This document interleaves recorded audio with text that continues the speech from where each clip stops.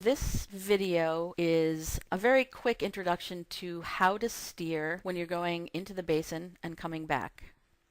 First of all, let's take a look at the map. On the left side of the screen, you'll see a map of the river, and the red line is our course downstream, turning, taking it across, and then coming back upstream. On the right side of the screen, you'll see schematics of each of the major bridges that we'll encounter. These are views of the bridges as you're going upstream. So Cambridge is on the right and Boston is on the left. We won't be going through Longfellow in this video. So we're taking off from the dock here. A shove, going upstream a little bit, turning, taking it directly across, and then turning and taking it downstream. Think about being more or less parallel to the shore. Go far enough into the corner so that you don't cut that first turn too much. When you see the BU bridge, point on the middle arch.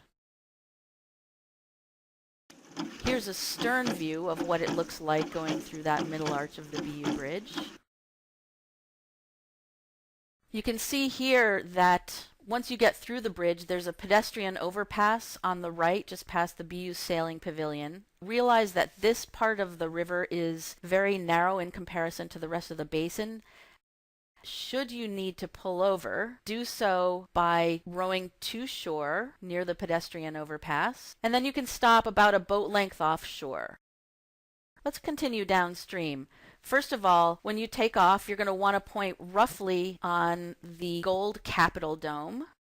And then you can see on this view of the Mass Ave Bridge that here is our abutment with the platform. You get 4 arches to the Boston side and 4 arches to the Cambridge side. Those are all acceptable downstream arches.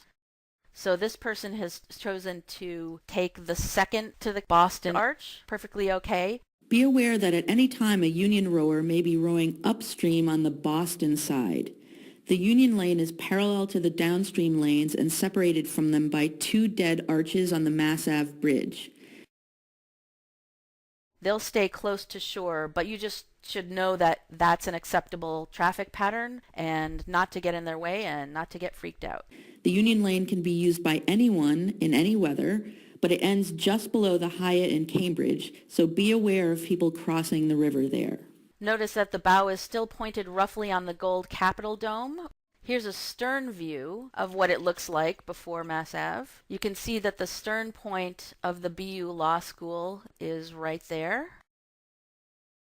Another thing you have to be aware of is the Union Lagoon. So here's the top entrance. This is where people would be coming out if they were going upstream in the Union lane.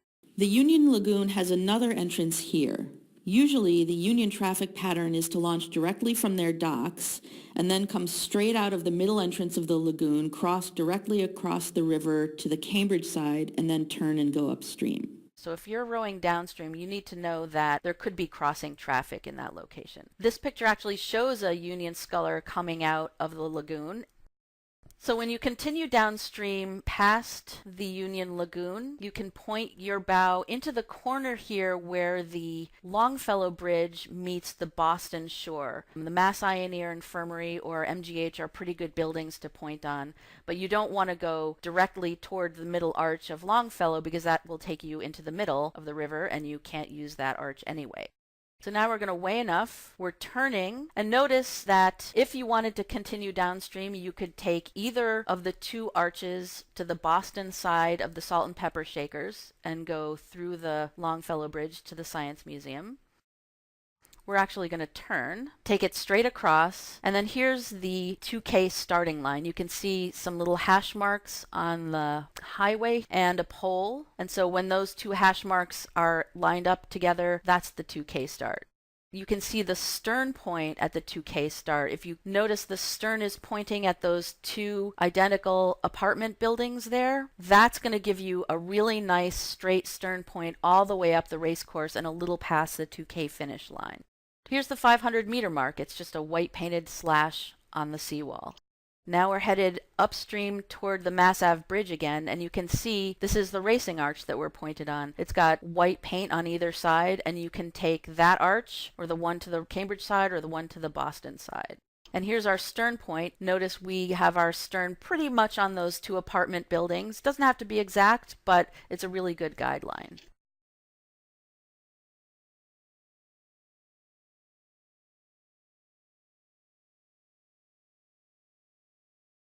The 1,000-meter mark is on the seawall again, just before the Mass Ave Bridge. And we're through the bridge, continuing up the shore past MIT.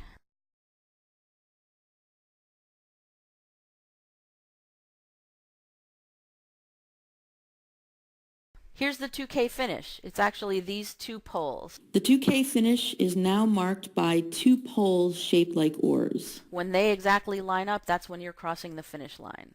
MIT's docks are pointed in a direction that's different from the way our docks work, and so in order to approach them, they actually have to row upstream a little bit past the 2K finish, turn around, and come what seems like the opposite way alongside the Cambridge shore downstream toward their docks. So as you go past MIT, don't go too far into shore, and be aware that there may be boats coming toward you. Once you get a little bit past the 2K finish line, the river actually turns slightly, or the course turns a little bit, so your point is no longer going to be on the Twin Towers. As you come upstream a little further, you'll approach the BU boathouse. And notice now, as soon as you can see the BU bridge, you can put your bow right on the one upstream arch. Should you need to pull over in this area, remember that because the river gets narrower here and traffic converges, you should pull over to shore and be in the shadow of the BU docks. This is what this view looks like from your bow if you're adequately pulled over. So now we're going back upstream through the BU bridge, through the railroad bridge. And we're staying about a boat length or so offshore. We're starting the turn to angle home toward Riverside. And the river's wide enough here so that you can get 2 or even 3 boats across.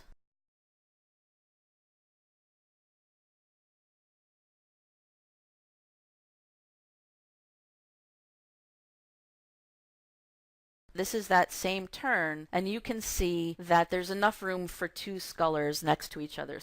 And here we are, coming home. We're going parallel to the docks, we're saying hello to Ernest, and we're landing. So that's a quick summary of how to steer from Riverside down into the Basin and back.